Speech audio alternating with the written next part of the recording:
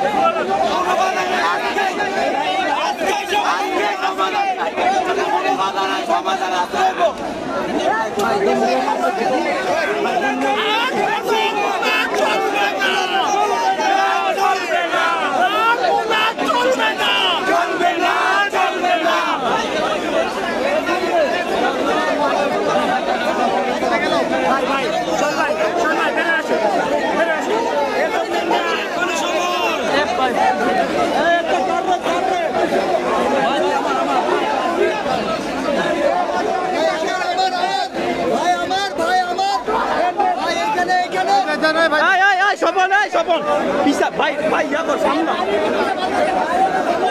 ভাই ভাই সামনা আরে ভাই তোমরা উত্তেজিত হচ্ছ কেন? কথা বলতে পারছিল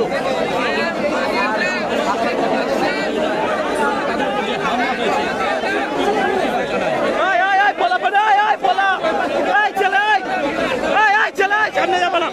পিছাই যাবো, পিছাও ভাই ভাই সামনে যাবে।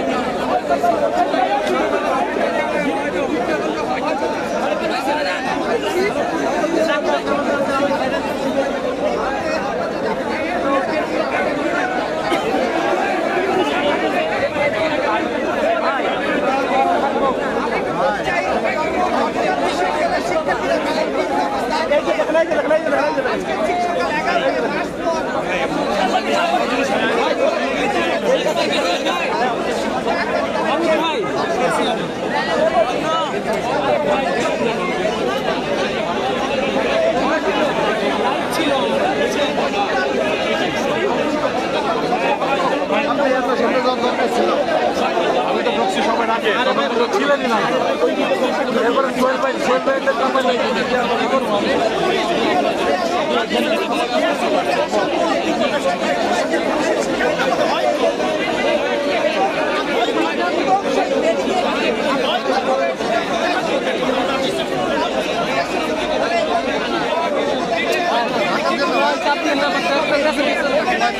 প্রচুর চাপ দিচ্ছে ভাই।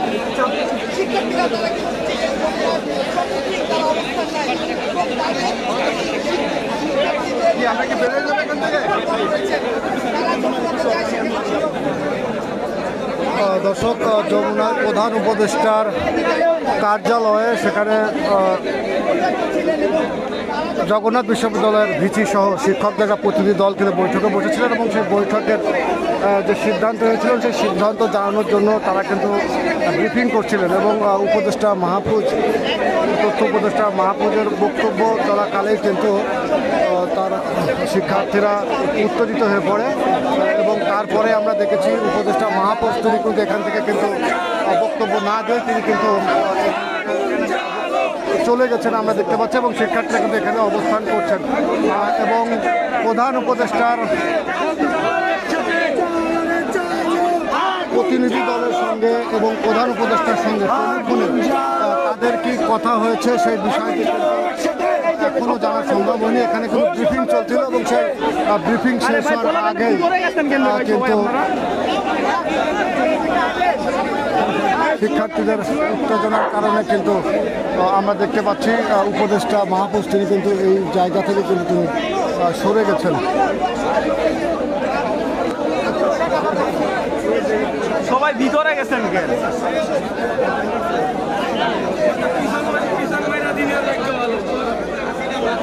সারাদিনের ছেলেদের ক্ষোভ। আরে ভাই ভাই মাহফুজ তো সংশ্লিষ্ট দপ্তরের না, সে যাই হোক সে প্রথমে এসে দুঃখ প্রকাশ করছে, সে এসে কয় যে হয়তো মানে কেউ কি মায়ের সামনে আমার কথা বলতে নেই না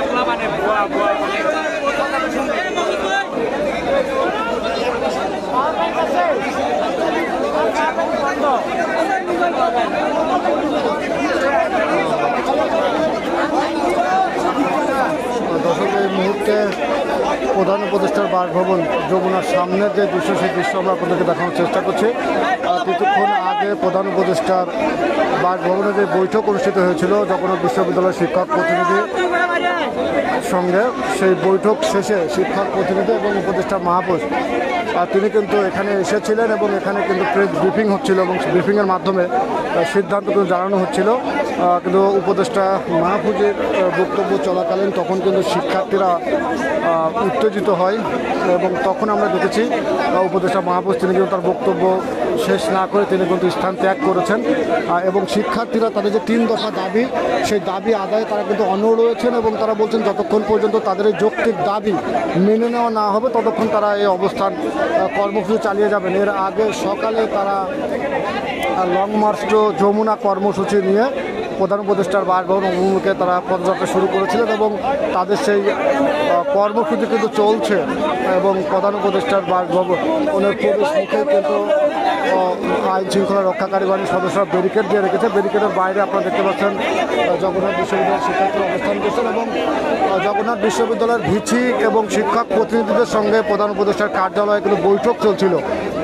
ঘণ্টাব্যাপী। এই বৈঠক শেষে তারা কিন্তু ব্রিফিং করছিলেন এবং ব্রিফিং চলাকালেই আমরা দেখেছি শিক্ষার্থীরা উত্তেজিত হয় এবং সেই উত্তেজনা দেখেই উপদেষ্টা মাহফুজ তিনি তার বক্তব্য শেষ না করে তিনি কিন্তু স্থান ত্যাগ করেছেন এবং ব্যারিকেডের সামনে এভাবেই জগন্নাথ বিশ্ববিদ্যালয়ের শিক্ষার্থীরা তারা অবস্থান করছেন এবং তারা কিন্তু স্লোগান তারা দিচ্ছিলেন কিছুক্ষণ আগে এবং তাদের দাবি, তাদের 3 দফা দাবি নিয়ে এসেছিলেন, সেই দাবির সঙ্গে নতুন আরও একটি দাবি তারা কিন্তু সংযুক্ত করেছেন। অর্থাৎ তাদের এই শান্তিপূর্ণ কর্মসূচিতে যে সকল পুলিশ সদস্যরা তাদের উপরে হামলা করেছে, লাঠিচার্জ করেছে, টিয়ার গ্যাস নিক্ষেপ করেছে, সেই সমস্ত পুলিশের প্রত্যাহার তারা কিন্তু দাবি করেছেন এবং এই দাবিতেও তারা কিন্তু অনড় রয়েছেন। কারণ তারা বলছেন তারা শান্তিপূর্ণ কর্মসূচি নিয়ে এখানে এসেছিলেন এবং তাদের শান্তিপূর্ণ কর্মসূচিতে পুলিশ লাঠিচার্জ করে এবং সেখানে কিন্তু টিয়ার গ্যাস, সাউন্ড গ্রেড নিক্ষেপের অভিযোগ তারা করে এবং অভিযোগের প্রেক্ষিতেই তারা কিন্তু সকল পুলিশ দোষী যে সকল পুলিশ সদস্য যারা এই ঘটনা ঘটিয়েছে তাদের প্রত্যাহার তারা কিন্তু দাবি করেছেন এবং সেই দাবিতে তারা কিন্তু এখনও এখানে অবস্থান করছেন এবং তাদের যে 3টি দাবি, সেই 3টি দাবির প্রতি তারা কিন্তু অনড় রয়েছেন এবং তারা বলছেন যতক্ষণ পর্যন্ত তাদের এই দাবি মানা না হবে ততক্ষণ পর্যন্ত তারা কিন্তু এই আন্দোলন চালিয়ে যাবেন, সেই ঘোষণা তারা কিন্তু দেখেছেন। আমরা দেখেছি কিছুক্ষণ আগেই কিন্তু উপদেষ্টা মাহফুজ তিনি কিন্তু এখানে এসেছিলেন এবং শিক্ষার্থীদের সঙ্গে শিক্ষার্থীরা উপদেষ্টা মাহফুজের বক্তব্য চলাকালে শিক্ষার্থীরা উত্তেজিত হয়ে পড়ে এবং তিনি তখন বক্তব্য শেষ না করে এখান থেকে চলে গেছেন।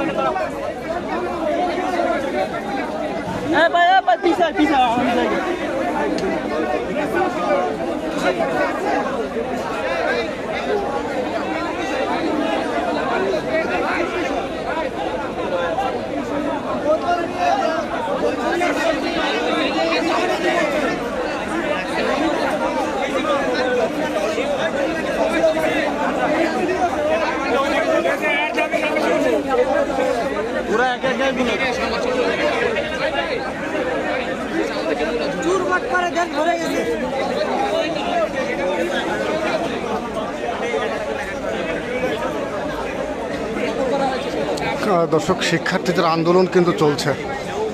শিক্ষার্থীদের 3টি দাবি নিয়ে তারা লং মার্চ টু যমুনা কর্মসূচিতে প্রধান উপদেষ্টার বাসভবন অভিমুখে তারা কিন্তু পদযাত্রা শুরু করেছেন এবং তাদের পদযাত্রাটি যখন প্রধান উপদেষ্টার বাসভবনের খুব কাছাকাছি আসে এবং সেখানে আগে থেকে আইন শৃঙ্খলা রক্ষাকারী বাহিনীর সদস্যরা ব্যারিকেড দিয়ে রেখেছিলেন এবং তারা যখন ব্যারিকেড সরিয়ে ভিতরে ঢোকার চেষ্টা করে তখনই আইন শৃঙ্খলা রক্ষাকারী বাহিনীর সদস্য তাদেরকে বাধা দেওয়ার চেষ্টা করে এবং তাদেরকে ছত্রভঙ্গ করতে প্রথমে কিন্তু সেখানে জল কামান দিয়ে পানি ছিটানো হয়। এরপর তাদেরকে লক্ষ্য করে টিয়ার গ্যাস নিক্ষেপ করা হয়, সাউন্ড গ্রেনেড নিক্ষেপ করা হয় এবং লাঠিচার্জ কিন্তু করা হয়। শিক্ষার্থীদেরকে ছত্রভঙ্গ করার জন্য পুলিশের এই অ্যাকশনে কিন্তু শিক্ষার্থীরা ক্ষুব্ধ হয় এবং পরবর্তীতে তারা আবারও সংগঠিত হয়ে প্রধান উপদেষ্টার বাসভবনের যে প্রবেশ মুখ কাকরাইল মসজিদের সামনে তারা কিন্তু অবস্থান নেয় এবং তাদের যে 3টি দাবি সেই 3টি দাবি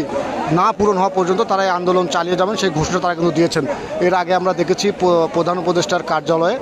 জগন্নাথ বিশ্ববিদ্যালয়ের ভিচি এবং শিক্ষক প্রতিনিধি তারা গিয়েছিলেন এবং সেখানে একটা বৈঠক কিন্তু হয়েছিল এবং সেই বৈঠক থেকে কি সিদ্ধান্ত হয় সেই সিদ্ধান্তে কিন্তু জানানো হচ্ছিল। এবং উপদেষ্টা মাহফুজ তিনি কিন্তু বক্তব্য রাখছিলেন। তার বক্তব্য চলাকালীন তিনি তার একটি বক্তব্যের একটি শব্দচয়নকে কেন্দ্র করে শিক্ষার্থীরা উত্তেজিত হয় এবং শিক্ষার্থীদের উত্তেজিত হওয়া দেখেই তিনি